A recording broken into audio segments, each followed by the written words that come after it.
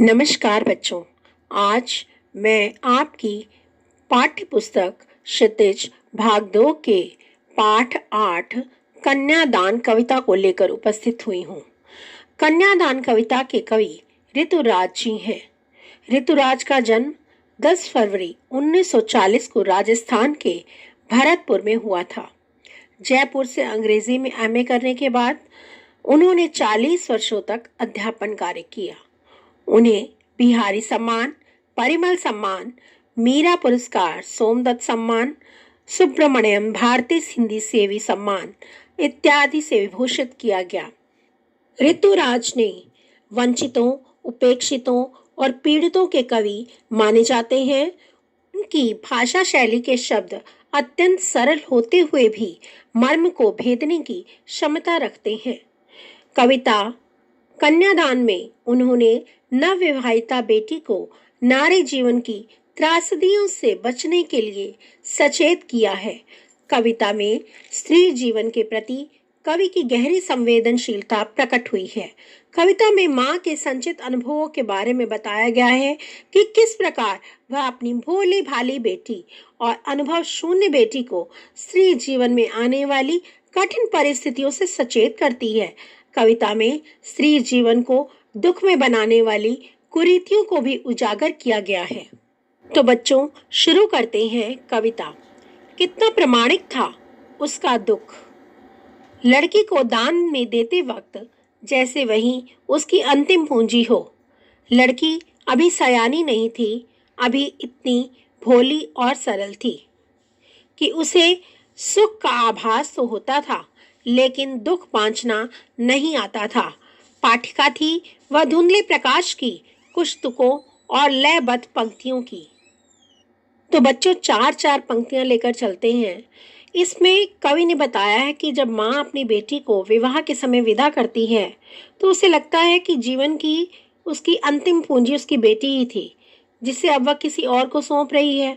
तो अपनी बेटी को किसी दूसरे को सौंपने से पहले वह उसे सीख देना चाहती है, उसे समझाना चाहती है कि उसे इस जीवन के कटु अनुभवों से अवगत होना चाहिए, क्योंकि यह जीवन उतना सरल नहीं है, उतना सिर्फ खुशियों से भरा नहीं है, अपितु उसमें दुख भी है। कितना प्रामाणिक था उसका दुख। प्रामाणिक का अर्थ होता है बच्चों वास्तविक। तो कैसा दुख? लड़की को दान में देते वक्त, अर्थात जब कवि कहता है कि जब कन्यादान के समय लड़की की माँ का दुख जो होता है बहुत वास्तविक होता है, उसमें कोई भी झूठापन नहीं होता है, वह बिल्कुल सच्चा दुख होता है। क्यों?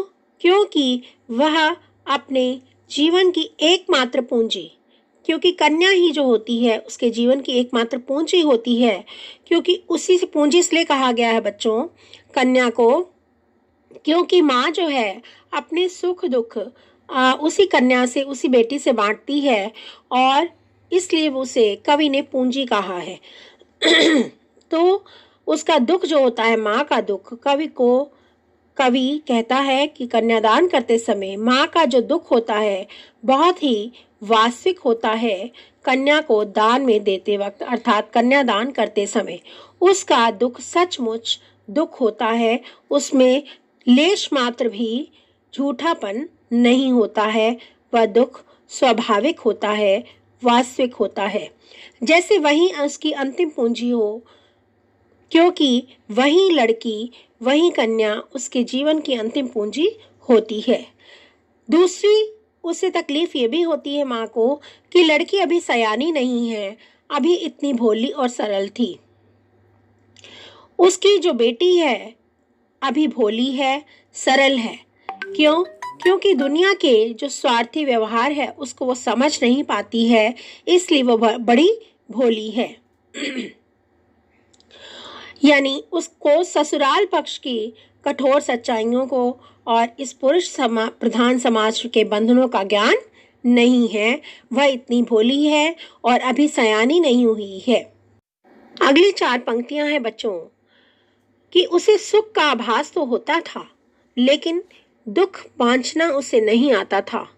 पाठिका थी वह धुंधले प्रकाश की, कुछ तुकों, कुछ लयबद्ध पंक्तियों की, अर्थात जो बेटी है उसकी उसे दुख का आभास तो सुख का आभास तो था। सुख का आभास यहाँ पर बच्चों, सुख के आभास से तात्पर्य है कि जो उसकी बेटी है उसे वैवाहिक जीवन के सुख और खुशियों का आभास, कुछ कुछ एहसास तो था, लेकिन दुख बांचना, बांचना मीन्स पढ़ना, लेकिन इस वैवाहिक जीवन में छुपे हुए झंझटों दुखों का उसे ज्ञान नहीं था। उसे अर्थात उसे सुख में छिपे हुए दुख को वह समझ नहीं पा रही थी। पाठिका थी वह धुंधले प्रकाश की, धुंधला प्रकाश, अस्पष्ट रोशनी, अस्पष्ट प्रकाश। पाठिका मिस पढ़ने वाली, अर्थात सुखों की एक अस्पष्ट सी कल्पना उसके मन में थी। उस बच्ची के मन में सुखों की एक अस्पष्ट कल्पना सी थी, धुंधली सी कल्पना थी। वह तुकों और लय से बंधी काव्य पंक्तियों को पढ़ना जानती थी। इसका अर्थ यह है बच्चों कि उसे विवाह के केवल सुरीले और मोहक पक्ष का पता था। तुकों और लयबद्ध पंक्तियों को पढ़ना जानती थी, यानी जो तुक से युक्त है, लय से युक्त है, ऐसी पंक्तियों को वह आसानी से पढ़ सकती थी। अर्थात इसका अर्थ यह है कि वह विवाह के केवल सुरीले पक्ष, केवल खुशियों से भरे हुए पक्ष, केवल मोहक पक्ष का उसे पता था। अर्थात वह काल्पनिक सुखों में जीती थी, लेकिन उसे विवाह के इस सुख में छिपे हुए दुखों, अस्पष्ट दुखों की समझ नहीं थी। ठीक है, दूसरा पैराग्राफ देखिए बच्चों। माँ ने कहा, पानी में झांक कर अपने चेहरे पर मत रीझना। आग रोटियां सेकने के लिए है, जलने के लिए नहीं। वस्त्र और आभूषण शाब्दिक भ्रमों के तरह बंधन है स्त्री जीवन के। माँ ने कहा, लड़की होना पर लड़की जैसी दिखाई मत देना। बच्चों इसको आप अंडरलाइन कर लीजिए, लड़की होना लेकिन लड़की जैसी दिखाई मत देना। तो बच्चों इसमें माँ जो है इस दुख में घुली जा रही है, उसे इस चीज़ की बड़ी तकलीफ है कि मेरी बच्ची अभी भोली है, सरल है, उसे जीवन के दुखों का पता नहीं है। ठीक है, अब उसका विवाह होने जा रहा है तो वह क्या करेगी, इस जीवन से कैसे लड़ेगी। तो माँ जो है अपनी बच्ची को, अपनी बेटी को सीख देते हुए कहती है कि अपने जीवन के प्रति तुम सचेत रहना। कैसे सचेत रहना वो ये बता रही है। माँ ने कहा, पानी में झांक कर अपने चेहरे पर मत रीझना। सबसे पहली सीख माँ ये देती है अपनी बच्ची को कि तुम रीझना मत, अपनी चेहरे की सुंदरता को देख करके रीझना मत, मीन्स प्रसन्न मत हो जाना, खुश मत हो जाना। कहाँ देखकर? पानी में देखकर। पानी में देखना अपने चेहरे को और उसमें तुम्हारा चेहरा नजर आएगा और उस चेहरे को देख की सुंदरता को देखकर तुम खुश मत हो जाना, प्रसन्न मत हो जाना। यहाँ पर पानी का अर्थ बच्चों दर्पण भी ले सकते हैं हम लोग। तो दर्पण में अपने चेहरे को देखकर प्रसन्न मत होना। इसका अर्थ ये है कि ससुराल में लोग तेरी प्रशंसा करेंगे, तू सुंदर है, तो उन पर तू रीझ मत जाना, उन पर तू प्रसन्न मत हो जाना, उनके तुम झांसे में या चक्कर में मत पड़ना। आग रोटियां सेकने के लिए है, जलने के लिए नहीं। जैसे आग से हम लोग क्या करते हैं, ये दूसरी सीख दे रही है माँ कि आग से रोटियां सेकी जाती हैं, लेकिन आग का दूसरा भी एक काम होता है कि वह जलाने के काम आती है। तो तुम आग से बच कर रहना। ठीक है, क्यों कहा है ऐसा? माँ ने बेटी को समझाते हुए कहा कि आग केवल रोटियां सेकने के लिए नहीं होती है। जिस प्रकार आग जो होती है, आग से रोटियां भी सेकी जाती हैं और आग जलने के भी काम आती है, इसलिए तू ससुराल में जाकर सावधान रहना। वस्त्र और आभूषण शाब्दिक भ्रमों की तरह बंधन है स्त्री जीवन के। आगे माँ तीसरी सीख ये देती है अपनी बच्ची को कि स्त्री जीवन के बंधन क्या क्या है। वस्त्र और आभूषण ये शाब्दिक भ्रम है, ये शब्द भ्रम है। शब्द के द्वारा, शाब्दिक भ्रम का अर्थ है बच्चों शब्द के द्वारा फैलाया गया भ्रम या संदेह। तो माँ अपनी बच्ची को तीसरी सीख ये देती है कि स्त्री जीवन के बंधन क्या है।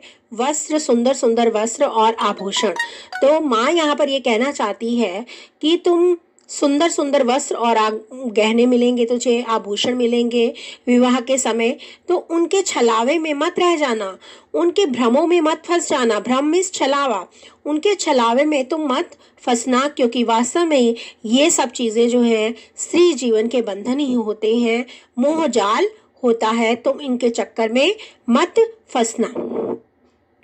माँ ने कहा लड़की होना पर लड़की जैसी दिखाई मत देना।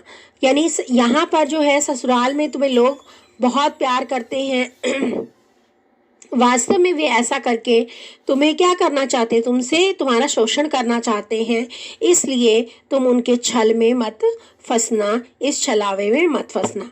आगे चौथी सलाह माँ अपनी बच्ची को ये देती है, तू लड़की दिखना, लड़की दिखाई देना पर लड़की जैसी दिखाई मत देना, लड़की होना पर लड़की जैसी दिखाई मत दे। अब लड़की होना यानी लड़की के समान भोली, सरल और निश्चल बनी रहना। मन से क्या होना, लड़की होना, यानी लड़की की तरह भोली होना, सरल होना और निश्चल स्वभाव होना, परंतु अपनी सरलता को किसी के सामने प्रकट मत करना, तुम वास्तव में लड़की हो। माँ ने कहा, चौथी सलाह माँ अपनी बेटी को देती है कि विवाह के समय कि बच्ची तुम लड़की होना, लेकिन लड़की जैसी दिखाई मत देना, अर्थात तुम लड़की के सारे गुण रखना अपने अंदर, भोलापन, सरलता, निश्चलता, सारे गुण रखना, लेकिन इन गुणों को किसी के सामने प्रकट मत होने देना कि तुम इतनी सरल हो, इतनी भोली हो, क्योंकि यदि लोगों को यह पता चल जाएगा तो वो तुझे मूर्ख बनाकर तेरा शोषण ही करेंगे, तेरा फायदा ही उठाएंगे। तो बच्चों, इस पैराग्राफ में माँ जो है अपनी बच्ची को समझाती है, सचेत करती है, उससे सीख देती है। तो आपने देखा यहाँ पर 3-4 सीख माँ जो है बच्ची को दे रही है कि अर्थात अपने जीवन में सचेत रहना, तुम वस्त्रों और आभूषणों के मोह में मत फंस जाना, क्योंकि वास्तव में स्त्री जीवन के बंधन है। स्त्री अपनी सूरत पर अपनी प्रशंसा सुन करके वस्त्रों और आभूषणों के मोह में तुरंत फंस जाती है, इसलिए तुम इनके बंधनों से कमजोर मत पड़ना। तो एक सामान्य और कमजोर लड़की की भांति तू किसी के अत्याचार सहकर दुर्बल मत बनना, अर्थात मन से तू लड़की की तरह भोली, सरल और निश्चल रहना, परंतु संसार के व्यवहार से सावधान रहना और अपनी सरलता को, अपने भोलेपन को किसी के सामने प्रकट मत होने देना। इसी के साथ बच्चों ये पाठ आपका समाप्त हो गया है और मुझे उम्मीद है कि यह पाठ आपको अच्छी तरह से समझ में आ गया होगा। अगले पाठ के साथ हम फिर मिलेंगे, तब तक के लिए धन्यवाद।